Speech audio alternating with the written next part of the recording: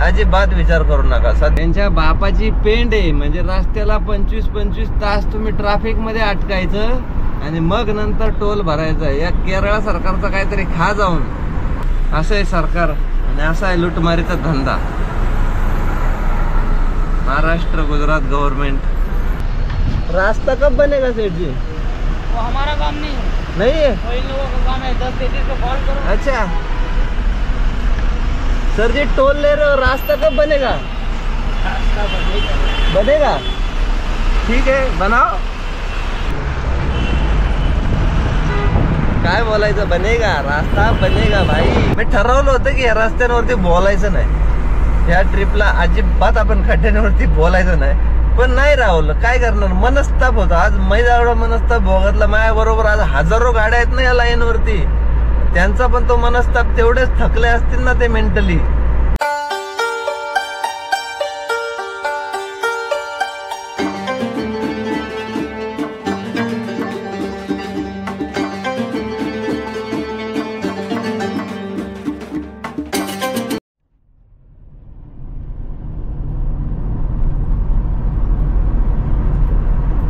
नमस्कार मित्रांनो, जय शिवराय सगळ्यांना. श्री स्वामी समर्थ. तर अहमदाबाद सिरीजचा पार्ट 2 सुरू करतोय मित्रांनो. आपण सुरतच्या थोडं अलीकडे आहे, कारण रात्री आपण झोपलो होतो मस्तपैकी 12च्या आसपास आणि सकाळी डायरेक्टली 9 वाजता उठलोय. पहिल्यांदा मित्रांनो मी एवढा जाम झोपलो असं. कारण काय? रस्त्याची अवस्था, सत्य परिस्थिती आहे. या रस्त्यावरती तुम्हाला जीव मुठीत धरून गाडी चालवावं लागते. हे सत्य आहे. कारण एवढा बेकार रोड झालाय. किती गाड्या फेल आहेत रस्त्यावरती, किती खड्डे आहेत. वाट लागलेली आहे पूर्ण, अक्षरशः वाट. आणि म्हणतो आपण की भारताला सर्वात जास्त उत्पादन देणारी 2 राज्य म्हणजे महाराष्ट्र आणि गुजरात. तर ही 2 राज्य सर्वात जास्त उत्पादन पण देतात आणि सर्वात जास्त भ्रष्टाचार पण करतात. मी तर स्पष्ट मत आणि सरळ मत सांगतो. कारण आहे ना, यांनी जर रस्त्याची क्वालिटी सुधारवली ना, या मुंबई अहमदाबाद हायवेची जर रस्त्याची जर क्वालिटी जर सुधारवली ना, तर एवढं दळणवळण फास्ट होईल विचारता सोय नाही. बट ह्या रस्त्यासाठी एवढा भ्रष्टाचार होत असेल ना. हे जर म्हणतात की हा रस्त्याचं आम्ही सारखं काम करतोय तरी हा रस्ता सुधारत नाहीये, तर हा रस्त्याचं काम होत नाही, तर ह्या रस्त्यावरती फक्त भ्रष्टाचार होतो. लय बेकार रस्ता झालाय. आणि जर यांना जर रस्त्याची क्वालिटी बघायची असेल ना, तर यांनी खरंच साऊथला जावं. त्या दिवशी आपल्या गाडीचा ऍक्सिडेंट झाला. त्या रस्त्यावरती आपली गाडी कमीत कमी 20 फूट घसरत गेली होती. एवढा काचासारखा गुळगुळीत रोड आहे. आणि यांचं जर म्हणणं असेल ना की महाराष्ट्र आणि गुजरातमध्ये सगळ्यात जास्त पाऊस पडतो म्हणून इथले रस्ते खराब होतात, तर आपल्यापेक्षा सर्वात जास्त पाऊस तिकडे कलकत्त्याला पडत असेल, तामिळनाडूमध्ये पडत असेल आणि केरळमध्ये तर नक्कीच पडत असेल. तर त्यांच्या रस्त्यांची क्वालिटी 1 नंबर क्वालिटी रस्ता आहे. आणि आपल्या इकडं फक्त खड्डेमय रस्ता आहे. म्हणजे जर 100 रुपयाचं काम असेल तर त्यातले 90 रुपये आपले हे कॉन्ट्रॅक्टर आणि हे पॉलिटिकल लीडर खात असतील. म्हणजे सकाळ सकाळी हे म्हणण्याचं कारण, हे सांगण्याचं कारण असं की ह्या रस्त्यावरती जर तुम्ही गाडी चालवताय ना, तर तुम्हाला जीव मुठीत घेऊनच गाडी चालवणं आहे. तरच तुमचा प्रवास सुखाचा होईल, नाही तर तुमचा प्रवास सुखाचा होणार नाही. तुम्ही थकून जाणार. आणि रस्त्यावरतीच लक्ष द्यावं लागतं. इकडं बाकी गोष्टींकडे लक्ष देताच येत नाही. असा हा रोड आहे. त्यामुळं नक्कीच तुम्ही मुंबई गुजरात हायवेवरतून जर प्रवास करत असाल तर गाडी काळजीपूर्वक चालवा आणि आपला प्रवास सुखाचा करा. ह्या दिवसामध्ये जर मित्रांनो तुम्हाला एखादा बुकिंगवाला म्हणला की मला टायमिंग डिलिव्हरी पाहिजे, एवढ्या घंट्यामध्ये गाडी पोहोचली पाहिजे, तर स्पष्ट शब्दात सरळ सरळ नाही म्हणून सांगत जा.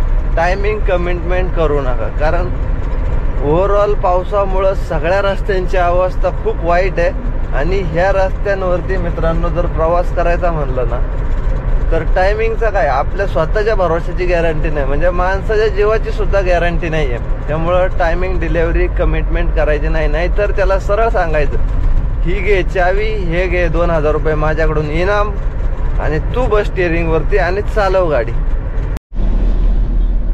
एवढे कष्ट करून तुम्ही पुढे आल्यावरती मित्रांनो तुम्हाला एक महत्वाची गोष्ट करायची आहे, ती म्हणजे टोल भरूनच जायचं आहे. यांच्या बापाची पेंड आहे. म्हणजे रस्त्याला 25-25 तास तुम्ही ट्रॅफिक मध्ये अटकायचं आणि मग नंतर टोल भरायचा. या केरळ सरकारचा काहीतरी खा जाऊन एवढे तळपायाची आग मस्तकाला जाते याच्यावरती बोलताना. का नाही हे टोल माफ झाले पाहिजे? का नाही इथली पब्लिक किंवा इथलं गव्हर्नमेंट या गोष्टींचा विचार करत? जोपर्यंत रस्ते नीट होत नाही तोपर्यंत कशाला टोल पाहिजे त्यांना? हा आला समोरचा टोल. आता इथं पण 1 तासभर ट्रॅफिक लागन. एवढं ट्रॅफिक इथपर्यंत जाम होत आलंय. 500 मीटर ट्रॅफिक आहे बघा. इथपर्यंत ट्रॅफिक, हा बोर्ड आणि इथं ट्रॅफिक सुरू झालंय. 500 मीटरला कोणतं ट्रॅफिक असतंय आणि कोणता टोल असतो 500 मीटर लाईनला? असं आहे सरकार आणि असा आहे लुटमारीचा धंदा. महाराष्ट्र गुजरात गव्हर्नमेंट यानेचे आहे. गडकरी साहेब आणि सगळेच भाऊबंद असतील, त्यांचे नातेवाईक, सगळे सोयरे जे कोणी असतील ते. रास्ता कब बनेगा सेठ जी? वो हमारा काम नहीं है। नहीं है? वो इन लोगों का काम है। 1033 को कॉल करो। अच्छा सर जी, टोल ले रहे हो, रास्ता कब बनेगा? रास्ता बनेगा? ठीक है, बनाओ. Road safety happy trip.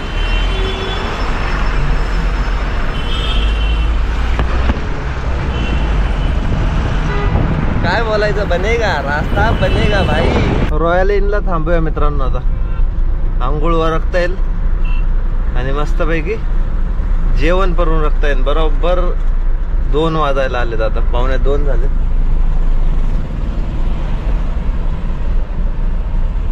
घेऊया पार्किंगला. पे ड्राइवर भाइयों को गुजारिश है कि पार्किंग में गाड़ी खड़ने के बाद यहाँ पे नहाने के लिए आइए. ऐसा नहीं है, मोबाइल पर्स पे ध्यान रखिए ऐसा लिखा आहे. तर चला आंघोळ उरकून घेऊ मित्रांनो. इथं समोरच आंघोळीसाठी जागा आहे बघा. खाऊ दे.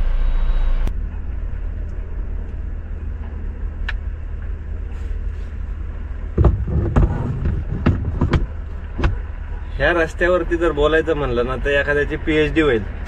पण बोलून आपलं तोंड दुखन, पण समस्या काही सुटणार नाही.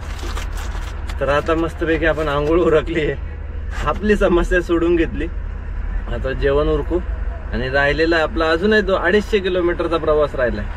तर तो कव्हर करू. आज डिलिव्हरीचा प्लॅनिंग मी सरळ कॅन्सल करून टाकला. आजच ऍक्च्युली पोहोचवायचं होतं, पण जाऊ द्या, उद्या पोहोचवता येईल. उद्या सकाळी मस्तपैकी आपण सानंदला पोहोचू आणि मग ती डिलिव्हरी देऊ. तर ब्लॉग शेवटपर्यंत बघा. आता मस्तपैकी जेवायला जाऊ.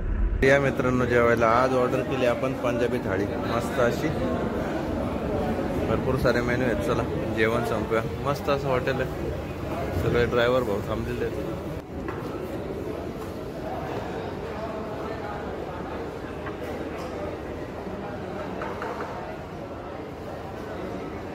160 रुपयाची थाळी होती. 2 भाज्या, पापड, 3 चपात्या, थोडस लस्सी. मस्त अशी थाळी होती. आणि गुजरातमध्ये मित्रांनो हॉटेल, त्याचबरोबर पार्किंग आणि हे वॉशरूम, आंघोळ, ह्या सगळ्या गोष्टींच्या फॅसिलिटी बऱ्यापैकी भेटतात ह्या हायवेवरती. तसं साऊथला गेल्यानंतर मग आंघोळीचे भरपूर ठिकाणी वांदे होतात. तिकडे नाही भेटत शक्यतो असे ढाबे बिब्यांची सोय नाही तिकडे. आहेत पण एवढं आपल्यासारखं असं स्पेशली म्हणजे हे नाहीये. जसं आपल्या महाराष्ट्रात, गुजरातमध्ये आहे, राजस्थानकडे आहे, पंजाबकडे आहे, तसं तिकडे त्या गोष्टी नाही भेटत. आंघोळ आणि जेवण उरकलं ना काय मित्रांनो, खरंच एनर्जी येते. नाही तर अहो वैतागलो होतो अक्षरशः मी, माहितीये का. 5 तास काय म्हणतात 100 किलोमीटर साठी कुठं लागतात काय. आता दाखवते 250 किलोमीटरचं रनिंग आणि 4.5 तास दाखवते. आणि 5 तासात 100 किलोमीटर. केवढं ट्रॅफिक, किती खड्डे आणि काय तो रोड. मी ठरवलं होतं की या रस्त्यांवरती बोलायचं नाही. या ट्रिपला अजिबात आपण खड्ड्यांवरती बोलायचं नाही. पण नाही राहुल, काय करणार, मनस्ताप होता. आज मैदावडा मनस्ताप भोगतला. माझ्या बरोबर आज हजारो गाड्या आहेत ना या लाईन वरती. त्यांचा पण तो मनस्ताप तेवढेच थकले असतील ना ते मेंटली. आणि बऱ्याच वेळा आता असं होतं की तुम्हाला असं वाटतं की नवीन गाडी घ्यायची, हे लाईन वरती एवढे लांब लांब पळतात आणि मग असं कमवत असतील तसं कमवत असतील. पण नाही मित्रांनो, जर तुम्ही आजच्या कंडिशनला नवी गाडी घेऊन या लाईन वरती येण्याचा विचार करत असाल ना तर थांबा. अजिबात विचार करू नका. सध्या हे मार्केट पूर्ण डगमगलेलं आहे. कारण इथं ज्यावेळेस पहिलं मित्रांनो चांगलं आठवतंय 15-16 हजार रुपये गुजरातचा लाईनचा लेट आहे. Ahmedabad to Pune, Ahmedabad to Mumbai. मी सत्य आहे ते तुम्हाला सांगतोय. आणि आज गाड्या आहे ना 10,000 आणि 11,000 रुपयामध्ये ह्या लाईन करायला लागलेल्या आहेत. काय शिल्लक राहत असेल त्यांना जर अशा 3-3, 4-4 तास ट्रॅफिक मध्ये लागल्यावर. म्हणजे काल आपण मुंबईतही ट्रॅफिक फेस केलं 3-4 तास. आज सकाळ धरून नाही 5-6 तास ट्रॅफिक फेस केलं. 5-6 तास ट्रॅफिक मध्ये गाडी उभी राहिल्यानंतर 500-1000 रुपयाचं डिझेल तर जळत असेल इंजिन चालू राहिल्यावरती. तो तर लॉस बेअर करावा लागत असेल. त्यामुळे मित्रांनो सध्या आहे ना तुम्हाला पार्ट लोड हा एकमेव पर्याय बरोबर आहे. आणि तो शोधत चला, कुठूनही शोधत चला. फुल ना फुलाची पाकळी पदरात पाडून घेत चला आणि चालू देत चला. म्हणजे ते मॅनेज करत चला. रेग्युलर रेट मधले बुकिंग सुद्धा परवडत नाही. कारण आता मार्केट आपलं म्हणतो ना आपण प्रत्येक गोष्टीचा रेट वाढतो. डिझेलचा रेट वाढतो, टायरचा रेट वाढतो, गाडीचा रेट वाढतो. बुकिंगचा रेट कधी वाढणार आहे? कोण वाढवणार आहे? कमी रेट मध्ये पळणार आहे. मार्केटची वाट लागलेली आहे. त्यामुळे सध्याच्या कंडिशनला मित्रांनो मी खरं सजेस्ट करेल की अजिबात नाही. नवीन गाडी घेऊन तुम्ही जर या धंद्यामध्ये उतरत असाल तर येऊ नका. सध्या मार्केट पण खराब आहे आणि रेट पण खराब आहे. भरूच बायपासला पोहोचलं. आता इथून चांगला हायवे लागल. जेवल्यानंतर मित्रांनो थोडी एनर्जी येते. नाही तर मी पूर्ण थकून गेलो होतो. अक्षरशः थकलो होतो. बघा भरूचचं ट्रॅफिक तुम्हाला एकदा लाईव्ह दाखवून देतो. हे बघा, हे बघा. आणि टोल नाका बघायचंय. इथं पुढे आहे टोल नाका.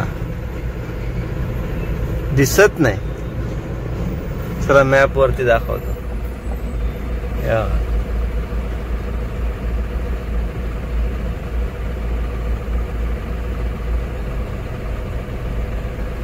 हे पूर्ण ट्रॅफिक आहे नदीच्या पुलापर्यंत. आणि ते जवळ नाहीये मित्रांनो. कमीत कमी 2-3 किलोमीटरचं अंतर आहे. हे ग्रीन दिसतंय हे टोल नाका आहे. हा बघा हा टोल नाका आहे. फुल पूर इकडं आलाय नदीला. तर समोरच नर्मदेचा घाट भरूचचा बघू शकताय मित्रांनो. भरपूर असा पूर आलाय नदीला.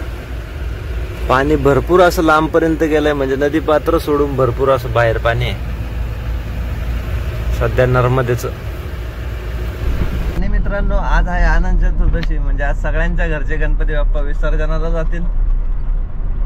तर चला 9-10 दिवस बाप्पा बरोबर मस्त असे एन्जॉय केले असाल. तर आता थोडा भाऊक निरोप द्यायचा बाप्पाला आणि आपल्या परत कामधंद्याला लागायचं. तर पोहोचलोय टोल नाक्यावरती. YB 3094 tag read. आणि बघू शकताय मित्रांनो आता किती लांब ही लाईन लागलेली आहे. तर हे ट्रॅफिक जे लागलंय ना आता इथं काही सोर्स नाही हो. खायचा प्यायचा कसला सोर्स नाही. आता हे ड्रायव्हर बघा टपावरती बसलेत. तो टपावरती उभा आहे. काय करणार इथं? खायला काही साधनच नाही. आणि हे अटकले जातात नो एंट्रीला. म्हणजे भरूचला जे नो एंट्री लागते त्याच्यामुळे हे सगळं जाम पलीकडच्या लाईनला. म्हणजे ते मेन लाईन मोकळीच आहे बट सगळ्या मोठ्या गाड्यांना नो एंट्री मुळे थांबवून ठेवलं जातं. म्हणून हे रस्ते होणं खूप गरजेचं आहे. आणि गाडीमध्ये खायला असणं हे पण खूप गरजेचं आहे.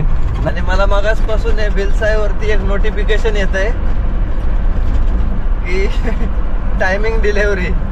मग त्याचा रिप्लाय टाकला मी त्याला. मला उद्याचा 4चा टायमिंग दिलाय संध्याकाळचा. जर 4च्या नंतर गाडी पोहोचली तर 1,500 रुपयाची पेनल्टी असं नोटिफिकेशन येते. मी त्याला रिप्लाय काय टाकला माहितीये का? मी 4 तास आधी पोहोचतो. म्हणजे टायपिंग इंग्लिश मध्ये टायपिंग करून दिलं. If I come early then give me incentive 1,500 rupees. मग काय बरोबर. जर लेट आलं तर तुम्ही 1,500 रुपये फाईन मारण्याचे तुम्हाला राईट्स आहेत. तर मग लवकर आल्यानंतर 1,500 रुपये इन्सेंटिव्ह द्यायला पाहिजे की नाही? द्यायलाच पाहिजे. नाही तर तुम्हाला कोणीच अधिकार दिला नाही की तुम्ही फाईन मारू शकताय किंवा डिबेट मारू शकताय. पण आपण लवकरच पोहोचणार आहे त्याबद्दल काही वाद नाही. तर चला इथून पुढं मस्त असा सफर आहे. एन्जॉय करा आणि ब्लॉग शेवटपर्यंत बघा.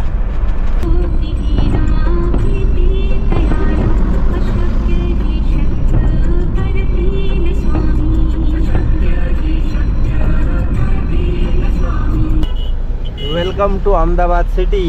फायनली पोहोचलोय मित्रांनो आपण अहमदाबाद सिटी मध्ये. तर हा आतला रिंग रोड आहे आणि बाहेरच्या रिंग रोडला भरपूर ट्रॅफिक लागतं. रात्रीचं, त्यामुळं आपण आतल्या रिंग रोडनेच निघालोय. आपण विचार करत होतो, असं वाटलं की आपल्या इकडं तर रस्त्यांचं वाटोळ झालंय. अहमदाबाद सिटी मध्ये सुद्धा रस्त्यांचं वाटोळ झालंय बरं का.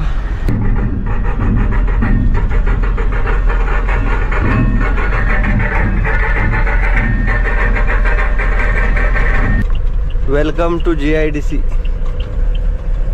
स्मार्ट इंडस्ट्रीज इस्टेट सानन.